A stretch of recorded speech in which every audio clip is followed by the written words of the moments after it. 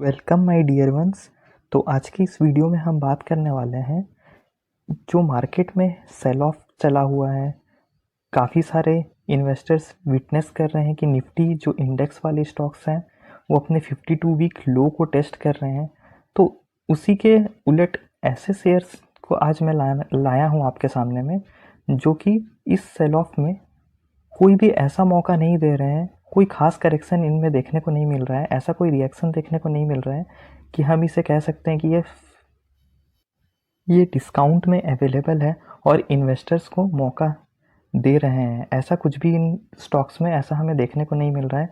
और मैं भी काफ़ी समय से ये कोशिश किया हुआ हूँ कि इन सारी स्टॉक्स में जल्दी से जल्दी और करेक्शंस आए, क्योंकि ये सभी के सभी ये मेरी फेवरेट कंपनीज़ है, क्योंकि इन्होंने इंडेक्स से भी ज़्यादा रिटर्न्स पास्ट में दिया है और इनका बिजनेस मॉडल कुछ ऐसा है कि ये आगे भी इस तरह के रिटर्न्स को सस्टेन कर सकते हैं।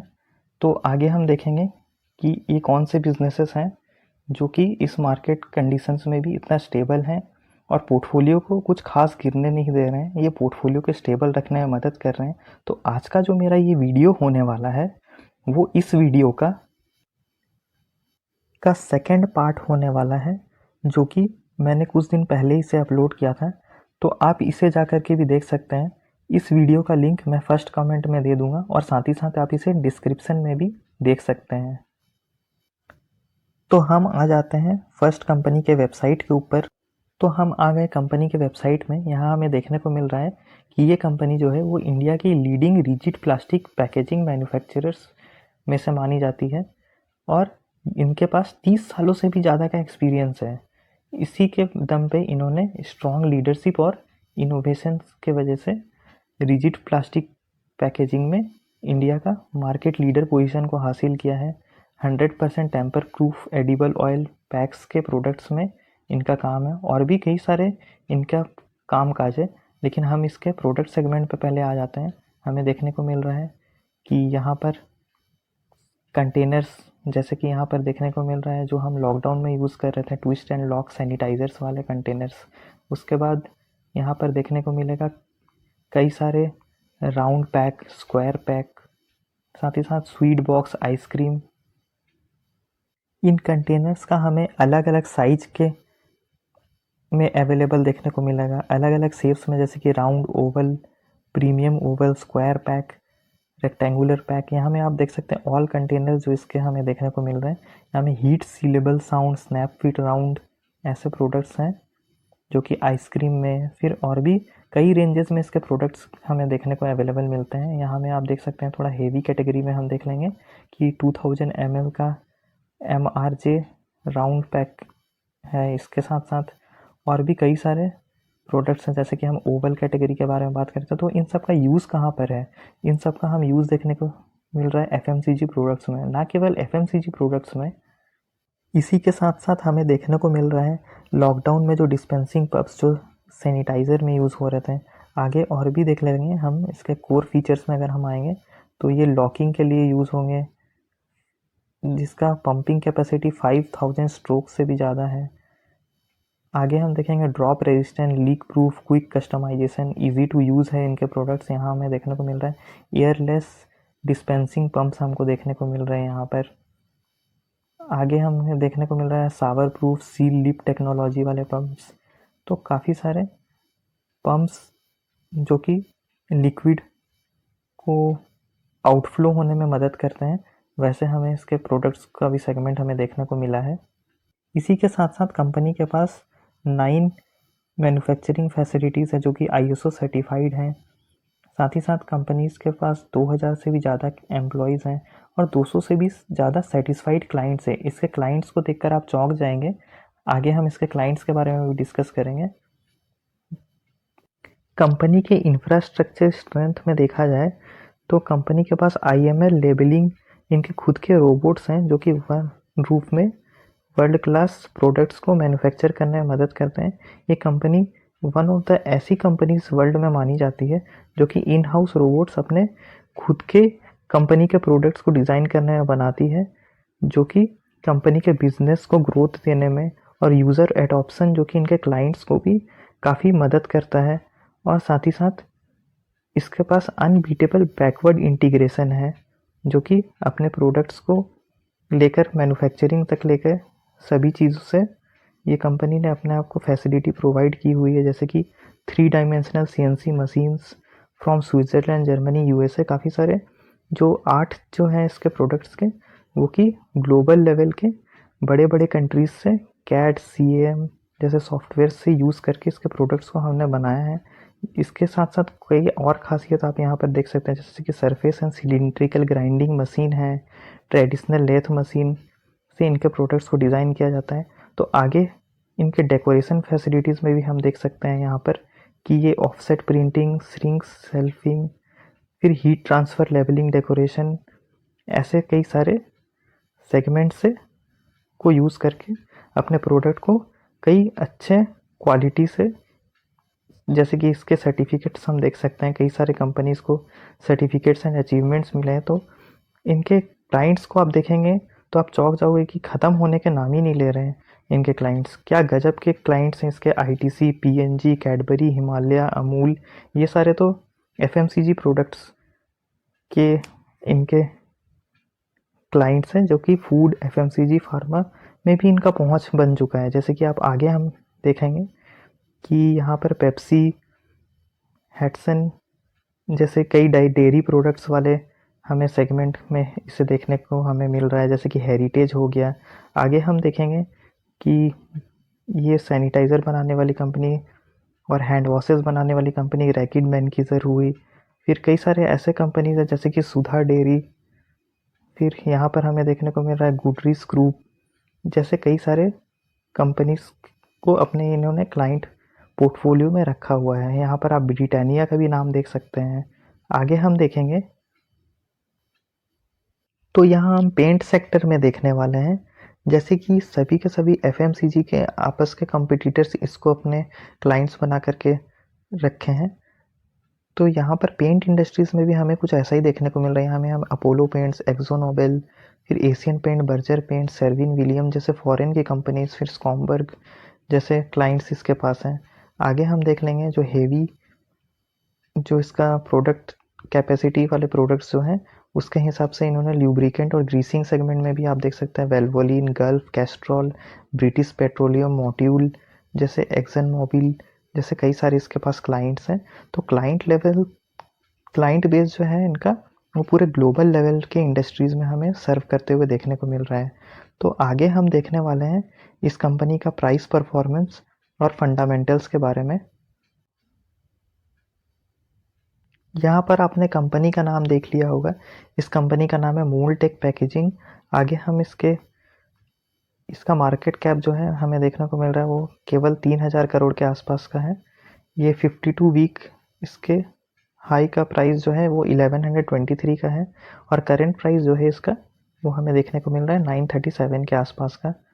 तो मतलब कि लगभग अभी देखने को ये मिल रहा है कि जो करंट प्राइस है वो अपने 52 वीक से के हाई से ज़्यादा दूर नहीं दिखाई दे रहा है। आगे हम इसका परफॉर्मेंस देखने वाले हैं। इसका रिज़ल्ट हम ईयर ऑन ईयर बेसिस का अगर चेक करेंगे तो हमें देखने को मिल रहा है ये कंपनी लगातार जो इसका प्रॉफिट है वो हमें इंक्रीमेंटल मैनर में देखने को मिल रहा है। यहाँ पर हम देख सकते हैं कि 6 करोड़ से कंपनी 9 करोड़ का प्रॉफिट बनाते बनाते फिर सीधा डबल के आसपास 17 करोड़, फिर 24, 27, 32, फिर थोड़ा प्रॉफिट पे डिप आया है।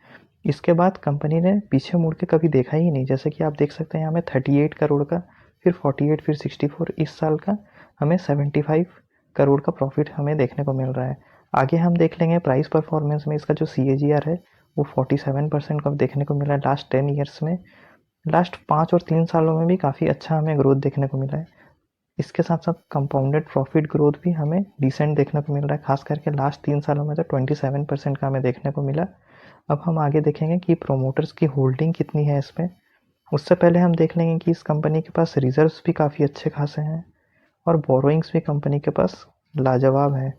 यहाँ पर हमें देखने को मिल रहा है कि कंपनी का जो रिजर्व है वो एवर ग्रोइंग मैनर में बढ़ते जा रहा है।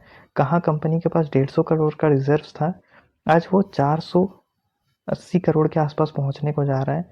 खास करके अगर हम बोरोइंग्स को देखें तो बोरोइंग्स इसमें काफ़ी हमें कम देखने को मिल रहा है। वो जो कि इसके प्रॉफिट से काफ़ी ज़्यादा जस्टिफाई कर रही है। कहाँ कंपनी के पास प्रॉफिट 75 करोड़ के हैं और बोरोइंग सिर्फ 20 करोड़ का, और शॉर्ट टर्म बोरोइंग्स भी लगभग उसी के आसपास का है। तो कंपनी के पास ग्लोबल लेवल के क्लाइंट हैं, कंपनी प्रॉफिटेबल भी नज़र आ रही है।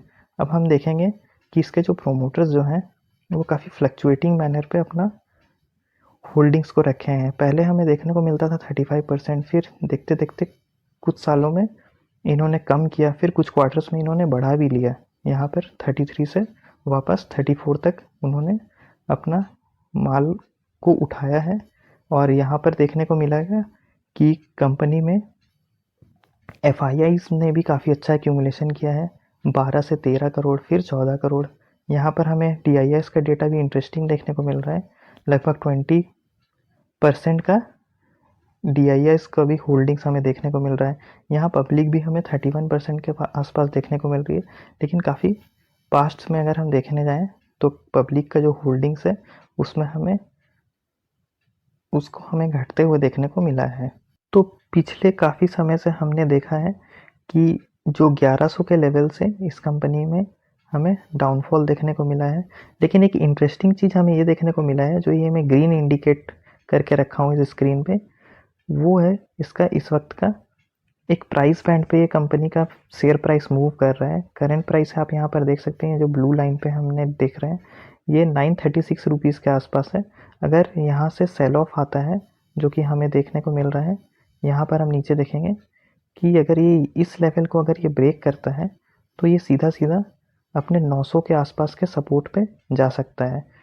तो यहाँ पर हमें डिस्काउंट और भी अच्छा देखने को मिलेगा। तो हम देख सकते हैं कि इस पे हम बाइंग करने के बारे में सोच सकते हैं। तो फिलहाल हमें ये देखने को मिल रहा है, जब ये ग्रीन लेवल को ब्रेक करता है तब इसमें हमें तेजी देखने को मिलता है, जैसे कि हम यहाँ पर देख सकते हैं। अभी इसमें ये खास बात है कि ऊपर लेवल से डाउन होते हुए भी ये कंपनी रेगुलर जो इसका बेस है वो आप ब्लैक इंडिकेटर से आप देख सकते हैं कि वो अपर लेवल पे इसका बेस बनता जा रहा है। तो काफ़ी अच्छा हमें सपोर्ट देखने को मिलेगा। अगर ये 900 के आसपास आएगा तो हम इसे ख़रीदारी के बारे में भी हम सोच सकते हैं। एक छोटी सी क्वांटिटी हम इसमें एक्यूमुलेट करने के बारे में सोच सकते हैं। अगर ऐसा नहीं हुआ, इस सपोर्ट पे नहीं आया, तो फिर चांसेस ये है कि अपने 976 के हाई के आसपास जाने के चांसेस इसके बढ़ जाएंगे। फिलहाल अगर देखा जाए तो ये अपने रेड वाले इंडिकेटर के लेवल के आसपास है। जब ग्रीन वाले इंडिकेटर लेवल से ऊपर जाता है तो हमें पहले भी देखने को मिला है कि अच्छी खासी इसमें तेज़ी देखने को मिली है। तो काफ़ी बाकी अगर हम इसका ओवरऑल चार्ट देखें तो ये कंपनी का चार्ट काफ़ी अच्छा हमें देखने को मिल रहा है। कंपनी अपने लगभग देखने को मिल रहा है कि इसमें ज़्यादा कोई करेक्शन नहीं हुई है, और जब से लिस्ट हुई है कंपनी, इस कंपनी ने 7.5 गुना से भी ज़्यादा का मल्टीफोल्ड रिटर्न्स अपने इन्वेस्टर्स को दिया है। तो यहाँ पर हम देख सकते हैं जो इसकी लिस्टिंग है वो लगभग 2015 में 108 रुपये के आसपास हमें देखने को मिल रहा था, जो कि बढ़ते बढ़ते 900 के भी ऊपर चला गया है। तो काफ़ी अच्छी ग्रोथ वाली कंपनी है, इंडेक्स की कंपनी से काफ़ी अच्छा ग्रोथ देती है, और हमें ये नहीं भूलना चाहिए कि ये एक स्मॉल कैप कंपनी है। तो आगे जिस कंपनी की हम बात करने वाली हैं वो है leading tier 1 supplier of automotive components, जो कि OEM मैन्युफैक्चरर्स ग्लोबली अपना सप्लाई करते हैं। इनकी ग्रुप ऑफ कंपनीज में हमें देखने को मिलेगा कि ये ग्लोबल और ऑटोमोटिव मार्केट डोमेस्टिकली भी ये कंट्रीब्यूट करते हैं। इनके कई सारे जॉइंट वेंचर्स हैं टेक्नोलॉजी लीडर्स ऑटोमोटिव स्पेस के सिनर्जीज जैसे वर्ल्ड क्लास प्रोडक्ट्स के साथ। यहाँ पर हम इसके इंटरनेशनल लेवल के क्लाइंट्स को देख लेते हैं। यहाँ पर है BMW, फोर्ड, होंडा, KTM, यानी 2 व्हीलर 4 व्हीलर हेवी व्हीकल्स में जैसे कि हमें देखने को मिल रहा है टोयोटा, यामाहा। अभी तो इसकी और भी लंबी लिस्ट है, यहाँ हमें देखने को मिल रहा है। यहाँ पे पोलरिस, सीम, सुजुकी। फिर यहाँ पर ऑफ रोड का भी क्लाइंट्स हमें देखने को मिल रहा है, जैसे कि caterpillar, case new Holland, JCB, जो कि हैवी अर्थ मूवर्स जैसे प्रोडक्ट्स हैं जिनके, है ना, ये सारे हैवी व्हीकल्स हैं। यहाँ पर 4 व्हीलर के हमने देखा डेवू, BMW, फोर्ड भी है, निसान भी है। यहाँ की रेनॉल्ट, टाटा मोटर्स का भी हमें देखने को मिल रहा है, वोक्सवैगन, टोयोटा। डोमेस्टिक क्लाइंट में बजाज है, होंडा है, हीरो है, महिंद्रा भी है, खास करके रॉयल एनफील्ड भी है, टीवीएस, सुजुकी। ये टू व्हीलर सेगमेंट के क्लाइंट्स हो गए इनके।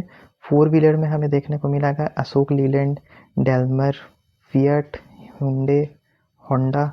और ऑफ रोड इंडियन सेगमेंट में हमें देखने को मिल रहा है आइसर एंड एस्कॉर्ट्स का भी नाम।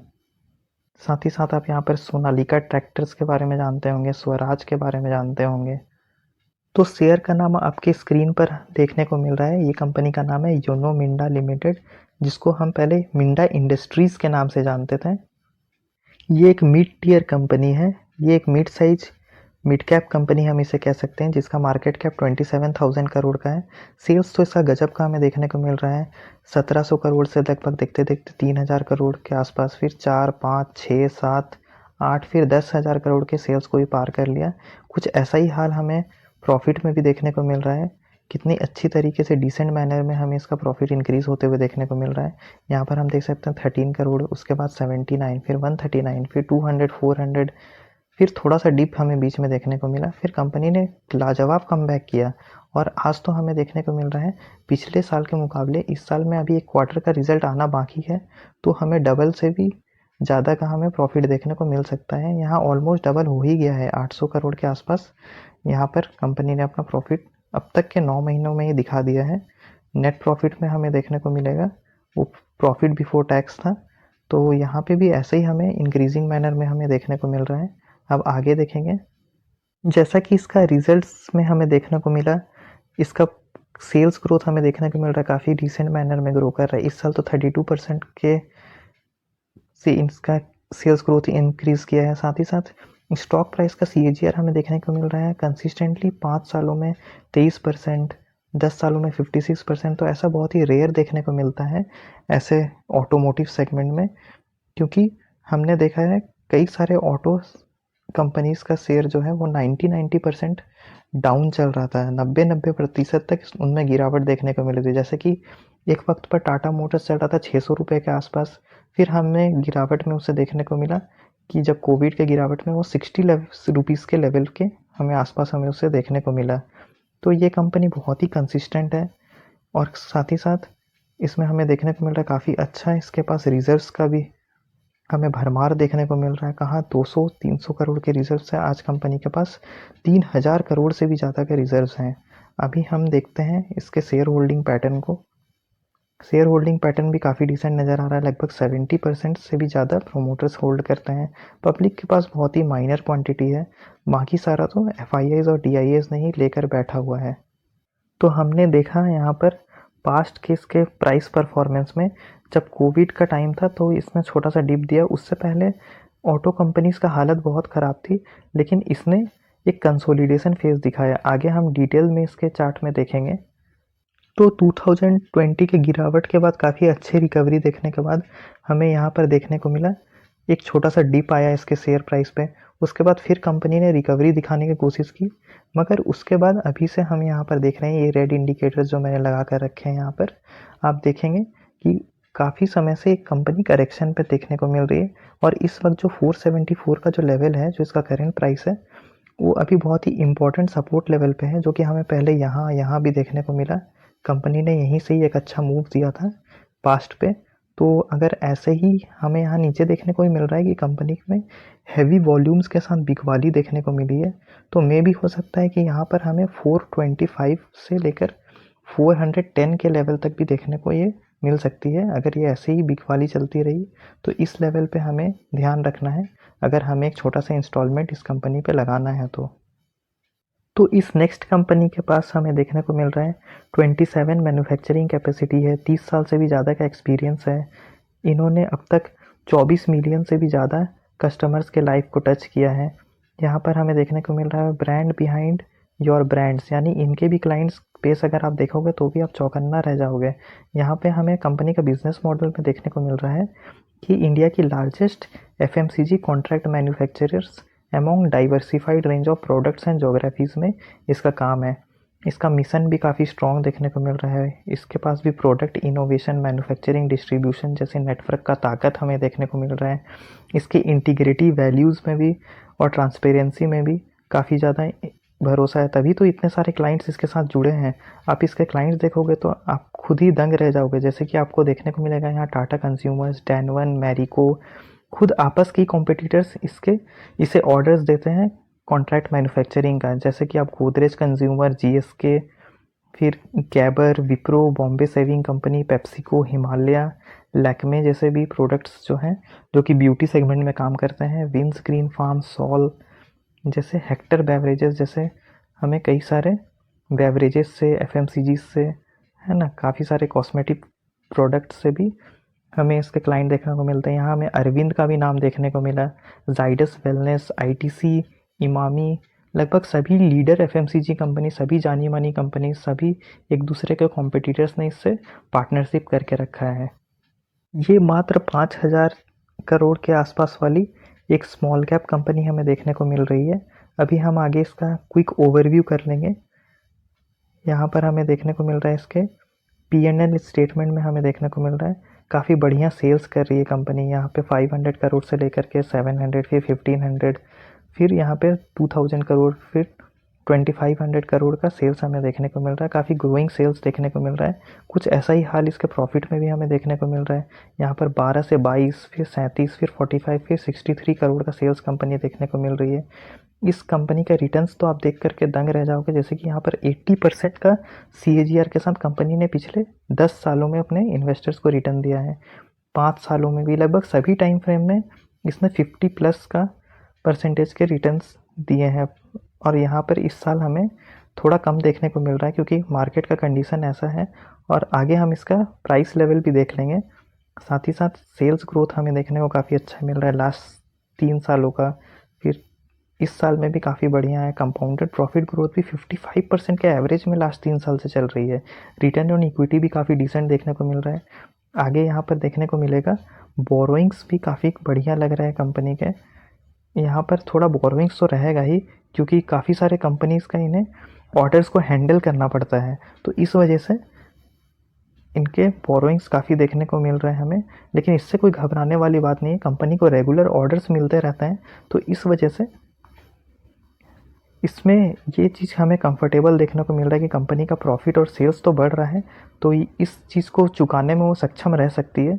यहाँ पर प्रोमोटर्स का काफ़ी अच्छा भरोसा हमें देखने को मिल रहा है। यहाँ पे मैं देख रहा हूँ कि 64% से भी ज़्यादा का मेजॉरिटी स्टेक्स जो है वो तो प्रोमोटर्स के पास ही है। FIIs और DIS भी लगभग 6-6.5% के आसपास है। और बाकी FIIs DIS के बाद जो पब्लिक है वो 22% के आसपास इस कंपनी में होल्ड करते हैं। तो प्राइस परफॉर्मेंस में देखेंगे तो जब से ये कंपनी लिस्ट हुई है हमें देखने को मिल रहा है 534 टाइम्स अपने शेयर होल्डर्स के वेल्थ को मल्टीप्लाई की है। और ख़ासियत ये है कि ये कंपनी ज़्यादा गिरती भी नहीं है। यहाँ पर आपको इसका मैक्सिमम कंसोलिडेशन फेज़ में ही इस कंपनी का जर्नी देखने को मिलेगा। उसके बाद अच्छा स्पाइक आता है और फिर ये कंपनी जो है उस प्राइस पे वापस अवेलेबल नहीं होती है। लेकिन यहाँ पर करेक्शन यहाँ पे जारी हमें देखने को मिल रहा है काफ़ी कुछ समय से। तो एक डिसेंट लेवल पे हमें आकर ख़रीदारी करनी होती किसी भी कंपनी में। तो आगे हम लेवल्स को देख लेंगे। तो हमें ये देखने को मिल रहा है जो 535 का जो लेवल है इस कंपनी का काफ़ी इम्पोर्टेंट प्राइस लेवल हमें देखने को मिल रहा है, जो कि पिछले कई समय से यहाँ पर सपोर्ट लेकर ली है। इस पिछले वाले जहाँ से हमें ब्रेकआउट देखने को मिला, फिर कंपनी में जब गिरावट आई तो यही इसी लेवल से हमें सपोर्ट भी देखने को मिला। तो काफ़ी अच्छा सपोर्ट लेवल हमें देखने को मिल रहा है। साथ ही साथ ये कंपनी जब इस लेवल पे थी तो पहले इसने एक कंसोलिडेशन फेज़ दिखाया, उसके बाद इसने एक ब्रेकआउट दिया जो कि हमें पहले भी देखने को मिला। ये कंसोलिडेशन फेज़ मिला, फिर अपर बॉटम बना इसका, उसके बाद एक ब्रेकआउट देखने को मिला। तो कंपनी का प्रॉफिट अच्छा है। तो लेकिन इस वक्त जो क्या है, अगर आपको कुछ भी समझ में नहीं आ रहा है तो यहाँ पर आप देख सकते हैं एक और बॉक्स बनने को जा रहा है। यानी नियर टर्म में ये कंपनी जो है वो अपने इन केस इसमें अपमूव आता है तो ये 600 लेवल के जो मैंने माफ़ कीजिएगा, ग्रीन इंडिकेटर से मैंने जो इंडिकेट करने की कोशिश की है वो यहाँ तक जाने की क्षमता रखता है। और अगर इसी तरह से इसमें बिकवाली आती गई तो यहाँ पर मैंने जो रेड इंडिकेटर दिया है वो अपने पिछले सपोर्ट में, जहाँ पर इसका कंसोलिडेशन फेज चल रहा था काफ़ी समय से, जिस एरिया में ये इसका जो प्राइस है, शेयर प्राइस जो कंसोलिडेट कर रहा था वो अटका हुआ था, यहाँ का ये स्ट्रॉन्ग सपोर्ट ले सकती है, जो कि 485 के लेवल के आसपास हमें देखने को मिल रहा है।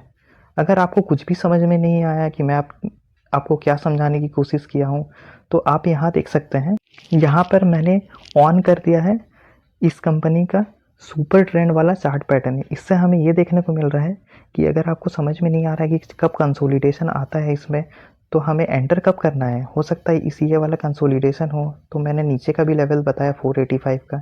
तो आप सिंपली ये देख सकते हो यहाँ पर कि यहाँ पे जो कंपनी है, जब सुपर ट्रेंड के अकॉर्डिंग हम देखते हैं, तो ये कंपनी में जब डाउनवर्ड ट्रेंड आता है, यानी जब कंपनी नीचे जाती है, तो यहाँ में हमें वॉल्यूम्स भी ड्राई ऑफ होते हुए दिखते हैं। उसके बाद वॉल्यूम में कोई बोलचाल नहीं होता है, तो फिर बायर्स का इंटरेस्ट जगता है जब यहाँ पे, तब फिर एक अपमूव आता है। उसके बाद फिर बायर्स कम हो जाते हैं, सेलर्स ज़्यादा हो जाते हैं, तो फिर नीचे कंपनी का शेयर प्राइस आता है। उसके बाद फिर कंसोलिडेट करता है, जो कि हम यहाँ पे देख रहे हैं। उसके बाद फिर बायर्स आते हैं, वॉल्यूम्स बढ़ते हैं। उसके बाद हमें देखने को मिल रहा है कि कंपनी अपमूव दिखाती है। अभी फिर से कुछ ऐसा ही माहौल चल रहा है, जिसके वजह से मैंने आपको वो प्राइस का टारगेट दिया, जो कि 485 के लेवल तक ये जा सकता है।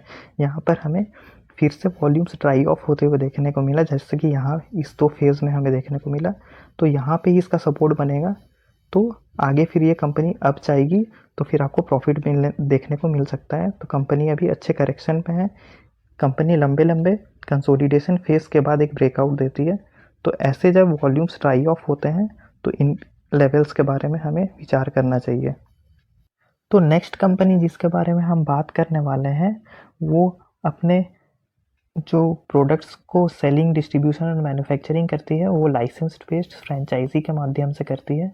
यहाँ पर हमें देखने को मिल रहा है इसके ब्रांडेड लाइसेंस्ड प्रोडक्ट्स में हमें पेप्सी का नाम देखने को मिल रहा है, Mountain Dew, Mirinda, 7 up, Lipton T है। यहाँ पर ट्रॉपिकाना हमें देखने को मिल रहा है, जिसका प्रोडक्ट स्लाइस है। फिर माउंटेन ड्यू हमें देखने को मिल रहा है। फिर काफ़ी सारे डेयरी बेस्ड प्रोडक्ट्स जैसे ड्रिंक्स हैं, जैसे कि हमें मैंगो शेक, कोल्ड कॉफ़ीज़ देखने को मिल रहे हैं। अभी एक्वाफिना पैकेज्ड वाटर्स में भी इसका प्रेजेंस हमें देखने को मिल रहा है। यहाँ तक कि ये कंपनी जो है वो कुरकुरे के मैन्युफैक्चरिंग में भी अभी हमें एंटर करने को मिली थी। ये काफ़ी पुराना न्यूज़ है, लेकिन फिर भी इंफॉर्मेशन के लिए मैं आपको ये चीज़ बताना चाहता हूँ।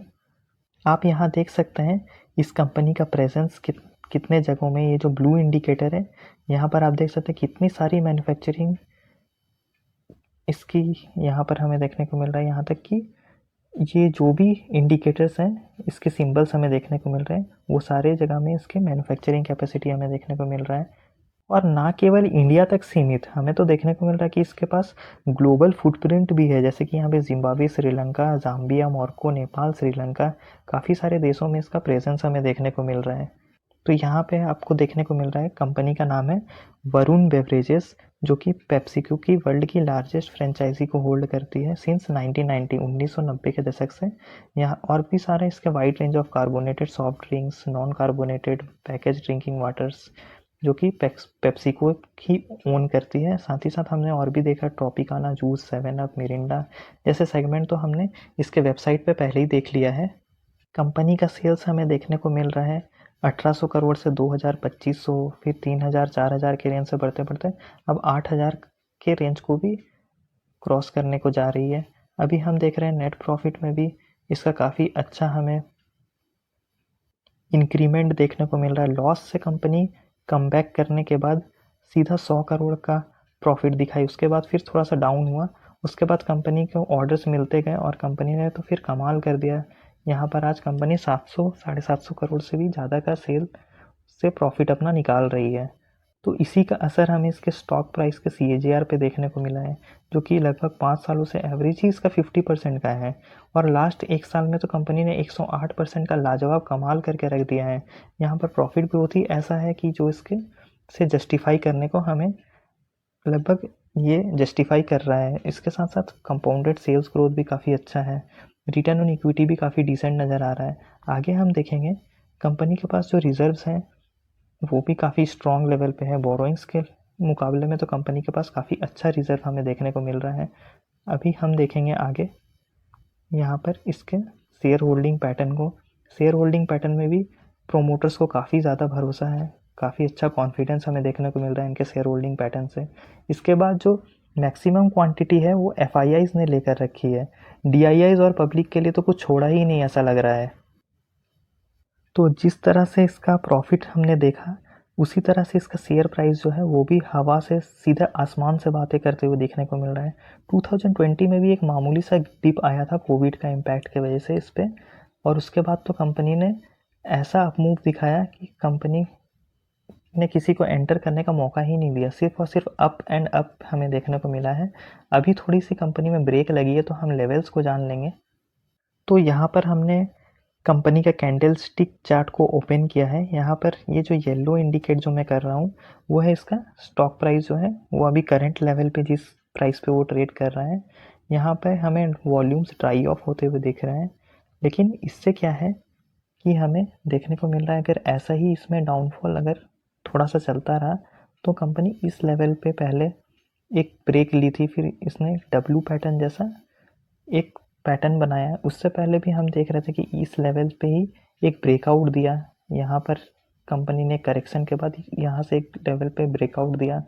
तो काफ़ी बार इस लेवल पे इस कंपनी को हमने आते हुए देखा पास्ट के अकॉर्डिंग, जो कि इसका जो लेवल है वो है 1230 के लेवल के आसपास। तो यहाँ पर हम ध्यान दे सकते हैं अगर कंपनी बाई चांस इस लेवल को भी तोड़ देती है तो कंपनी 1140 के लेवल तक हमें देखने को मिलने वाली है, जो कि इसका यहाँ पर हमने पास्ट में यहाँ से हमने रिकवरी भी देखा इसका, है ना। तो अभी आगे अगर इसमें अप मूव आता है तो ये अपने ऑल टाइम हाई यानी 1432 के प्राइस पे जाने की कोशिश कर सकता है, जो कि मैंने यहाँ पे ग्रीन इंडिकेटर से आपको दिखाने की कोशिश की है। तो इन लेवल्स के हिसाब से आप एंटर कर सकते हो। यहाँ पर मैं चार्ट को थोड़ा छोटा कर देता हूँ, देख लीजिए इस कंपनी का नाम वरुण बेवरेजेस ही है, कोई और कंपनी नहीं है। तो अब नेक्स्ट जो है वो हमारी लास्ट कंपनी होने वाली है जिसे हम स्टडी करने वाले हैं। तो ये जो लास्ट कंपनी है इसके बारे में तो मुझे नहीं लगता कि आपको मुझे कोई इंट्रोडक्शन देने की ज़रूरत है। ये टाइम टू टाइम अपने आप को बेहतर करती ही चली जाती है, जैसे कि आपको यहाँ पर देखने को मिला है। तो हम इसका बिजनेस ओवरव्यू ले रहा हूँ, तो देख लेते हैं कंपनी का स्नैपशॉट। यहाँ पर हमें देखने को मिल रहा है ये कंपनी जो है वो सेकंड इंडिया की BOPT packaging film among top 10 players में गिनी जाती है। इसके साथ साथ इसका ग्लोबली प्रेजेंस है एल्काइल इंटरमीडिएट्स में डाईफ्लोरो ट्राईफ्लोरो जैसे हैं। इसके इंडस्ट्रीज़ हम देखेंगे तो यहाँ पर हमें देखने को मिलेगा ये ऑटोमोटिव, फार्मा, आगे chemicals, food and agro chemicals, mining, textiles, advertising, लगभग सभी इंडस्ट्रीज़ को तो इसने सर्व कर ही लिया है। लगभग सभी जगह में इसने अपना पहुंच तो बना ही लिया है। यहाँ air conditioning, manufacturing, renewable energy जिसके ऊपर सरकार काफ़ी ज़्यादा फोकस देने लगी है, तो यहाँ पे भी इस कंपनी ने दबदबा अपना बना लिया है। यहाँ पर लाइफस्टाइल एंड डेकोर में भी है, FMCG, रेफ्रिजरेशन, यहाँ पर इलेक्ट्रॉनिक्स, इवेंट्स एंड एग्जीबिशंस। तो यहाँ पर जैसा कि देखने ही मिल रहा है कि टचिंग लाइफ्स एवरी डे। तो यहाँ पर हमें देखने को मिल रहा है कि फ्लोरोकेमिकल्स के बिजनेस में है, जो कि chilling, refrigeration, conditioning, air conditioning में यूज़ होता है। उसके बाद एग्रो केमिकल्स, स्पेशलिटी केमिकल्स हमें देखने को मिल रहा है यहाँ पे। इसके बाद पैकेजिंग फिल्म्स, जो कि कई सारे फूड के क्वालिटी को मेंटेन करने के लिए रखा जाता है अलग अलग लेवल्स के। टेक्निकल टेक्सटाइल्स जो हैं, जो कि टायर्स के प्रोडक्ट्स में यूज़ होता है। उसके बाद कोटेड फैब्रिक्स जो हैं, जो कि सीलिंग में यूज़ किया जाता है। साथ ही साथ इसका प्लेग्राउंड में भी काफ़ी अच्छा रोल है, लीकेज प्रूफ, वाटर प्रूफ है। साथ ही साथ लैमिनेटेड फैब्रिक्स के बिजनेस में है, जो कि कई सारे रेलवेज, रोड कंस्ट्रक्शन में यूज़ किया जाता है। और भी अन्य प्रोडक्ट्स इसके हैं। तो ये कंपनी कौन सी है? ये कंपनी तो सब लोगों ने पहचान लिया होगा, ये हम सबकी फेवरेट कंपनी है SRF लिमिटेड। यहाँ पे आप कंपनी का बिजनेस मॉडल देख सकते हैं, मल्टी बिजनेस एंटिटी में एंगेज्ड है।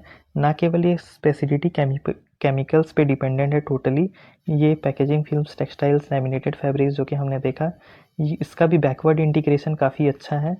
इसे सिर्फ और सिर्फ अपने रेवेन्यू जनरेट करने के लिए केमिकल्स के ऊपर डिपेंडेंट नहीं रहना पड़ता। ये सभी एमर्जिंग बिजनेस एंटिटीज़ में इसने अपना पहुंच बना लिया है। तो आगे भी इसका काफ़ी अच्छा ग्रोथ हमें देखने को मिलेगा। यहाँ पे तो मैं आपको जल्दी जल्दी ओवरव्यू करा दे रहा हूँ इन सभी कंपनीज़ का, इसे आप और डिटेल्स में स्टडी कर सकते हो।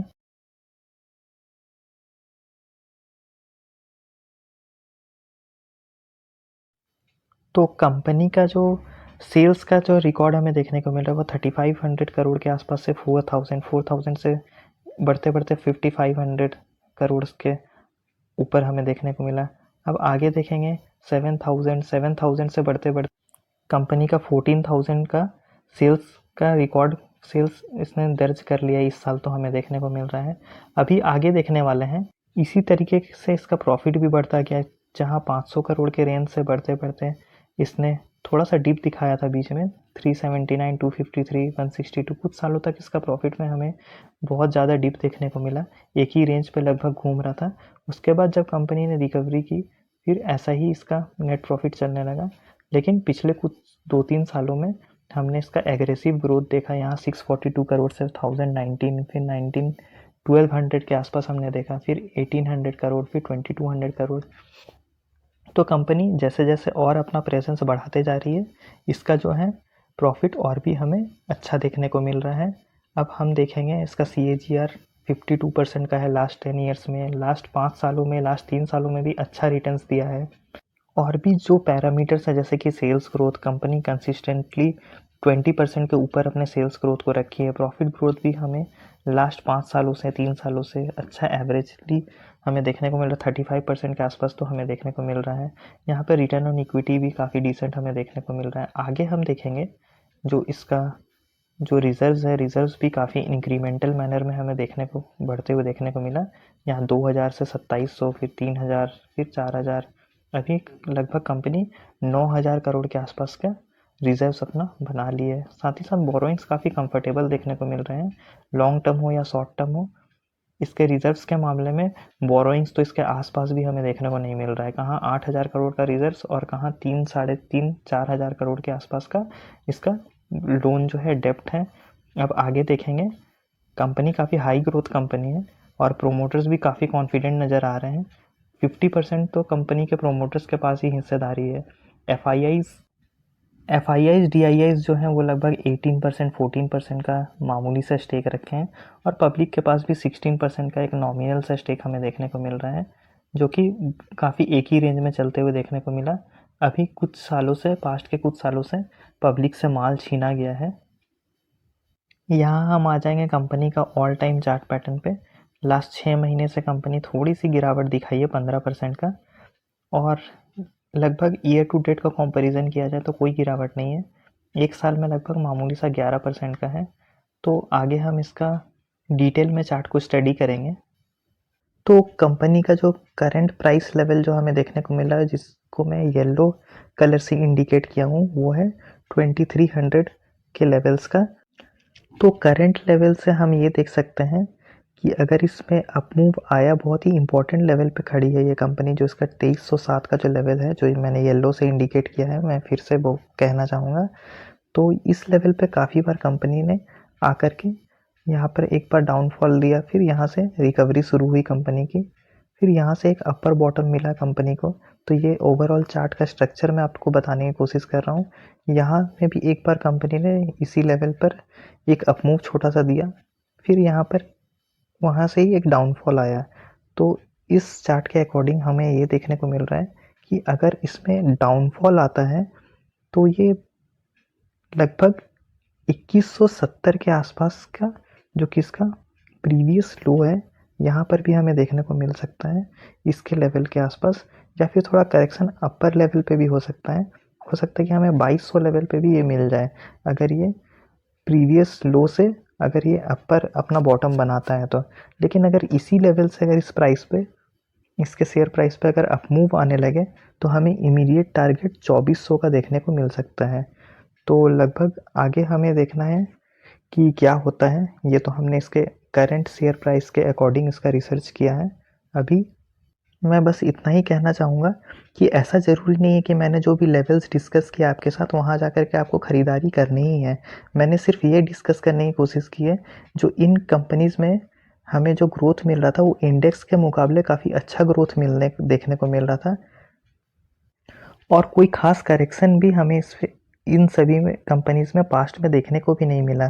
तो इसके अकॉर्डिंग हमने लेवल्स को ट्रेस करने की कोशिश की, जो कि पिछले वीडियो में मैंने शायद जो कंपनीज़ जो इसका पार्ट 1 जो था, उन सारे कंपनीज़ का मैंने लेवल्स डिस्कस नहीं किए, जो कि आप इस समय के सिनेरियो पे आप देख सकते हैं कि उनमें भी अच्छा खासा करेक्शन इस वक्त चल रहा है। तो मैंने लेवल्स डिस्कस करना इम्पोर्टेंट समझा, तो आप स्टडी कर सकते हो, उसके अकॉर्डिंग ही अपना डिसीज़न लेना। इन सभी कंपनीज़ जो मैंने इसका पार्ट 1 जो वीडियो जो बनाया था इस कंपनी का, जो कि मैं आपको इसका लिंक फर्स्ट कमेंट और डिस्क्रिप्शन बॉक्स पे भी दे दूँगा। तो इन कंपनीज़ ने और आज की जो कंपनीज़ जो मैंने डिस्कस किया, उन्होंने लगभग देखा जाए तो काफ़ी अच्छा पास्ट में ग्रोथ भी दिया, इंडेक्स को बीट करते हुए काफ़ी अच्छे लेवल से। और ऐसा होगा भी क्यों नहीं, जिसके पास इतना सारा अच्छे खासे ग्लोबल लेवल के क्लाइंट्स हैं, डाइवर्सिफिकेशन है अलग-अलग बिज़नेस सेगमेंट में, बहुत अच्छा रीच है, कस्टमर रीच है, तो अच्छा नेटवर्किंग भी है इनके पास। तो इस मार्केट फॉल में भी इन कंपनीज़ ने काफ़ी पोर्टफोलियो को स्टेबल रखने में मदद किया। तो इस वजह से मैंने ये इस वीडियो में इन सारी कंपनीज़ को मैंने आपके साथ डिस्कस किया। तो इसके साथ-साथ मेरे पोर्टफोलियो के जो कुछ कोर स्टॉक्स हैं, उनके ऊपर भी मैंने एक वीडियो बनाया था। ये 3 हफ्ते पहले का वीडियो है। मैं इसका भी लिंक आपको डिस्क्रिप्शन और फर्स्ट कमेंट में दे दूँगा, तो आप इसे भी देख लेना। उस वीडियो में जो भी मैंने इसका जो पार्ट 1 था, उस वीडियोज़ में भी मैंने ऐसे कंपनीज़ के ही बारे में डिस्कस किया जो कि जानी-मानी कंपनीज़ हैं, जिनका काफ़ी अच्छा पास्ट रिकॉर्ड है, काफ़ी अच्छा ट्रैक रिकॉर्ड है। तो ये सारी कोई छुपी हुई कंपनीज़ नहीं है, ये सारी जानी-मानी कंपनीज़ हैं। तो इस पे ट्रस्टेबल ये कंपनीज़ है, इस पे ट्रस्ट किया जा सकता है। तो आशा यही करता हूँ कि आज के मेरे इस वीडियो से आपको ज़रूर कुछ सीखने को मिला होगा, और साथ ही साथ अगर आपको मेरा एफ़र्ट पसंद आया होगा तो प्लीज़ लाइक कर देना इस वीडियो को। साथ ही साथ मेरे चैनल को सब्सक्राइब भी कर देना। तो मिलते हैं किसी नेक्स्ट वीडियो में किसी और इंटरेस्टिंग टॉपिक के ऊपर चर्चा करते हुए। तब तक के लिए दिस इज़ एस जे के the market explorer and I am signing off.